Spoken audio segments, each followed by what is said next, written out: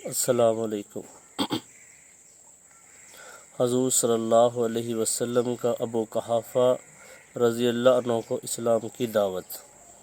حضرت اسماء بنت ابی بکر رضی اللہ عنہ فرماتی ہے، فتح مکہ کے دن حضور صلی اللہ علیہ وسلم نے ابو قحافہ سے فرمایا، آپ مسلمان ہو جائیں، سلامتی پائیں گے۔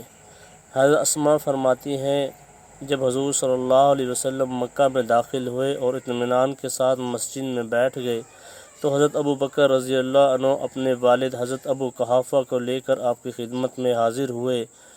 جب آپ نے ان کو آتے ہوئے دیکھا تو فرمایا، اے ابو بکر، بڑے میاں کو وہیں کیوں نہیں رہنے دیا، میں ان کے پاس چل کر جاتا۔ انہوں نے عرض کیا، یا رسول اللہ،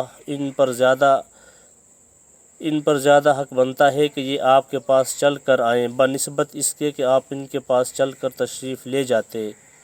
چنانچہ حضور صلی اللہ علیہ وسلم نے ان کو اپنے سامنے بٹھایا اور ان کے دل پر اپنا ہاتھ رکھ کر فرمایا، آپ مسلمان ہو جائیں۔ حضرت ابو قحافہ مسلمان ہو گئے اور کلمہ شہادت پڑھ لیا۔ جب حضرت ابو قحافہ حضور صلی اللہ علیہ وسلم کی خدمت میں لائے گئے تو ان کے سر اور داڑھی کے بال سغامہ ٹوپی کی طرح سفید تھے۔ آپ نے فرمایا، اس سفیدی کو بدل دو۔ حضور صلی اللہ علیہ وسلم کا ایسے صحابی کو دعوت دینا جن کا نام نہیں بیان کیا گیا۔ قبیلہ بل ادویہ کے ایک شخص کہتے ہیں کہ مجھے میرے دادا نے اپنے اسلام لانے کا قصہ اس طرح سے سنایا کہ میں مدینہ کے ارادہ سے چلا تو ایک وادی کے پاس میں نے اپنا پڑاؤ ڈالا تو میں نے دیکھا کہ دو آدمی آپس میں بکری کا سودا کر رہے ہیں اور خریدار بیچنے والے سے کہہ رہا ہے کہ مجھ سے خرید و فروخت میں اچھا معاملہ کرو۔ تو میں نے دل میں کہا کہ یہ وہی ہاشمی ہے جس نے لوگوں کو گمراہ کیا ہے۔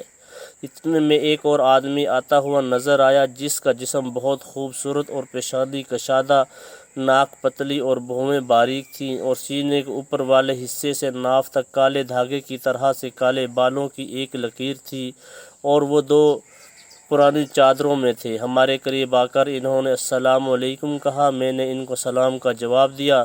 ان کے آتے ہی خریدار نے پکار کر کہا، یا رسول اللہ، آپ اس بکری والے سے فرما دیں کہ وہ مجھ سے معاملہ اچھی طرح کرے۔ آپ نے اپنا ہاتھ اٹھا کر فرمایا، تم لوگ اپنے مالوں کے خود مالک ہو۔ میں چاہتا ہوں کہ قیامت کے دن اللہ کے سامنے اس طرح حاضری دوں کہ تم میں سے کوئی بھی مجھ سے اپنے مال یا جان یا عزت کے بارے میں کسی قسم کے ناحق ظلم کا مطالبہ نہ کر رہا ہو۔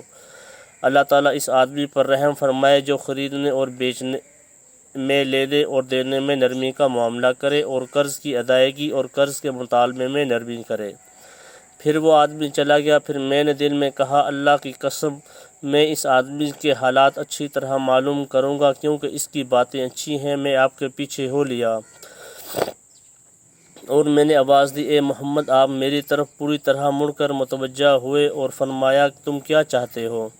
میں نے کہا، آپ وہی ہیں جس نے نعوذ باللہ لوگوں کو گمراہ کیا اور انہیں ہلاک کر دیا اور ان کے آباء و اجداد جن خداؤں کی عبادت کرتے تھے ان سے روک دیا۔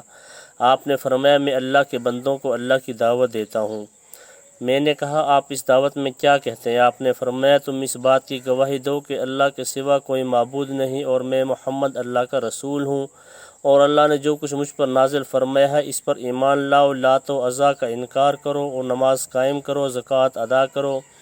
میں نے کہا، زکوٰۃ کیا چیز ہے؟ آپ نے فرمایا، ہمارے مالدار اپنے مال میں سے کچھ ہمارے غریبوں کو دیں۔ میں نے کہا، آپ جن چیزوں کی دعوت دیتے ہیں وہ تو بہت اچھی ہیں۔ میرے دادا کہتے ہیں کہ اس ملاقات اور گفتگو سے پہلے میرے دل کی یہ حالت تھی کہ روئے زمین کا کوئی انسان مجھے آپ سے زیادہ مبغوض نہیں تھا، لیکن اس گفتگو کے بعد میرے دل کی یہ حالت ہو گئی کہ آپ مجھے اپنی اولاد اور والدین اور تمام لوگوں سے زیادہ محبوب ہو گئے۔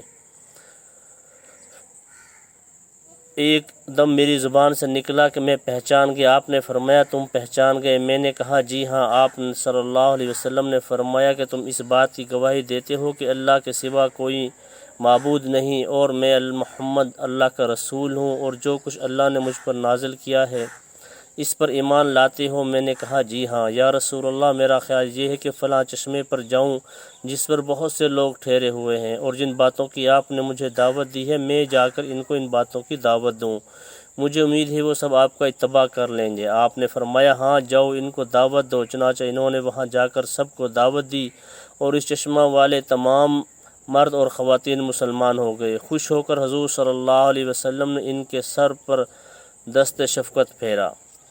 حضرت انس بن مالک رضی اللہ عنہ فرماتے ہیں کہ حضور صلی اللہ علیہ وسلم بنو نجار کے ایک آدمی کے پاس عیادت کے لیے تشریف لے گئے۔ آپ نے ان سے فرمایا اے ماموں جان، آپ لا الہ الا اللہ پڑھ لیں۔ انہوں نے کہا میں ماموں ہوں یا چاچا؟ آپ نے فرمایا آپ چاچا نہیں ماموں ہیں، لا الہ الا اللہ پڑھ لیں۔ انہوں نے کہا یہ میرے لیے بہتر ہے؟ آپ نے فرمایا ہاں۔